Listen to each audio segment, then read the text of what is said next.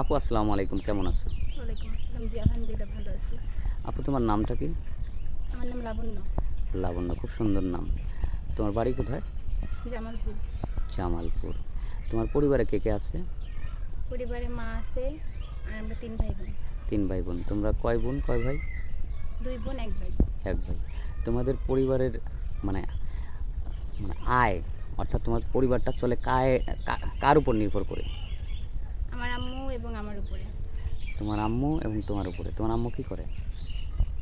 আম্মু ছোটোখাটো একটা কাজ করে। আচ্ছা, ছোটোখাটো কী কাজ?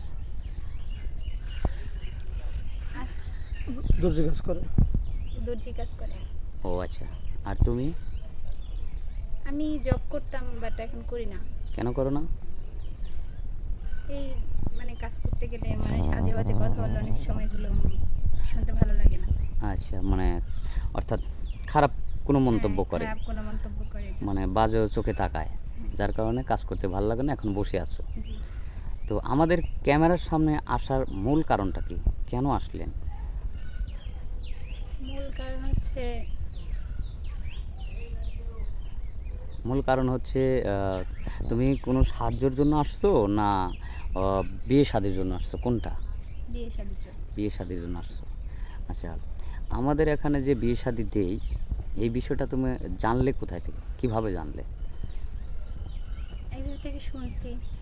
শুনছো, শুনে প্লাস তারপরে তার মাধ্যমেই আমাদের তার সাথে মাধ্যমে যোগাযোগ আপনাদের করছো। এখানে আসা। যোগাযোগ করছো। জি। তো এখন তোমার পরিবারে মানে মানে কিভাবে তোমরা জীবনযাপন করতেছো? খুবই কষ্টে, না হ্যাঁ, খুবই কষ্টে, মানে আর্থিক দিক থেকে একটু বেশি সমস্যায় আছি। সমস্যা আছে না? জি। পড়াশোনা করছো কত দূর? আমি ক্লাস 8 পর্যন্ত পড়ছি। তারপরে আর পড়াশোনা কেন করো নি? আমার বাবা মারা যায় তখন আমি খুবই ছোট ছিলাম। মানে যতটুকু পড়ছি ওইটা অনেক কষ্ট করে আর কি, নিজের ইয়াতে চেষ্টা।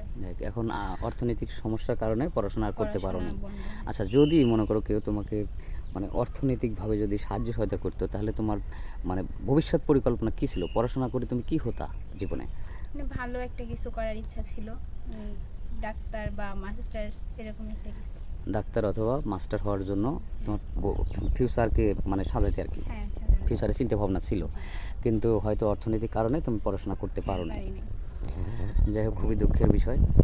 তো আচ্ছা, এখন যদি কোনো ভাই দেশি অথবা প্রবাসী, যারা আমাদের এই চ্যানেলটা যারা দেখে, মানে দর্শকবিন্দু যারা আছেন, তাদের মধ্যে থেকে যদি কোনো ভাই তোমাকে পছন্দ করে বিয়ে করতে চায়, বিয়ে করে যদি তোমাকে পড়াশোনা